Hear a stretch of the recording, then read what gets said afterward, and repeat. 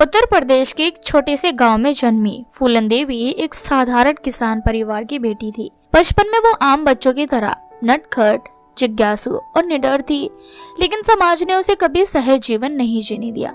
छोटी उम्र में ही उसे अन्याय और शोषण का सामना करना पड़ा। फूलन का परिवार गरीब था, लेकिन उनकी आत्मा अमीर थी। वो बचपन से अन्याय के खिलाफ आवाज उठाने लगी थी। जब उसके पिता की जमीन पर उसके चाचा ने कब्जा कर लिया तो फूलन ने उसका विरोध किया। ये उसके विद्रोही स्वभाव की पहली झलक थी। महज 11 साल की उम्र में फूलन की शादी 30 साल के व्यक्ति से कर दी गई। ये शादी उसके लिए किसी अभिशाप से कम नहीं था। उसका पति उसके साथ दुर्व्यवहार करता और उसे प्रताड़ित करता और फिर अंत उसे छोड़ दिया। समाज ने एक छोटी बच्ची को अकेला छोड़ दिया, पर फूलन ने हार मानने से इनकार कर दिया। जब वह अपने मायके लौटी तो गांव वालों ने उसे तिरस्कार और अपमान की नजर से देखा। वो अब अपवित्र मानी जाने लगी थी, लेकिन फूलन का दिल अब भी टूटा नहीं था। वो अपनी लड़ाई जारी रखने के लिए तैयार थी।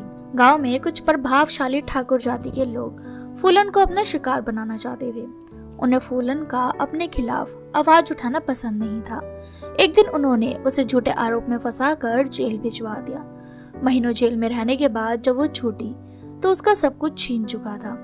उसी समय कुछ डकैतों ने उसे पकड़ लिया और अपने गिरोह में शामिल कर लिया।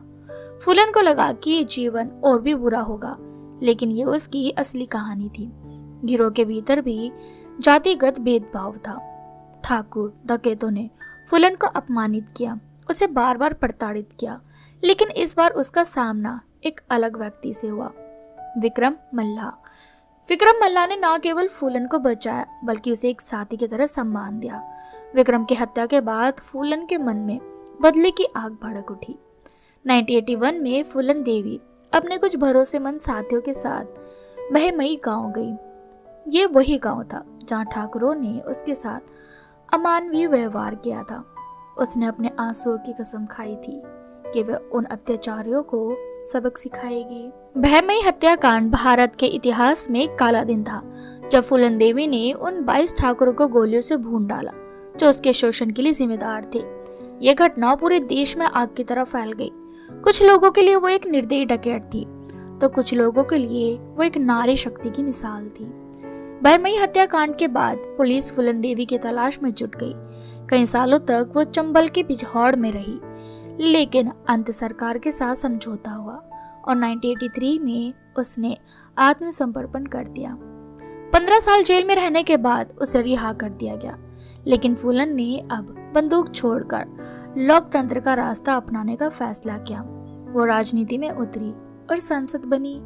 राजनीति में आने के बाद फूलन ने कई दुश्मन बने थे। साल 2001 में नई दिल्ली में दिन दहाड़े उसकी हत्या कर दी गई। उसका जीवन भले ही समाप्त हो गया हो, लेकिन उसकी कहानी आज भी लोगों के दिलों में जिंदा है। फूलन देवी केवल एक डकैत नहीं थी, वो एक ऐसी महिला थी जिसने अन्याय के खिलाफ लड़ाई लड़ी और अपने हक के लिए खड़ी हुई।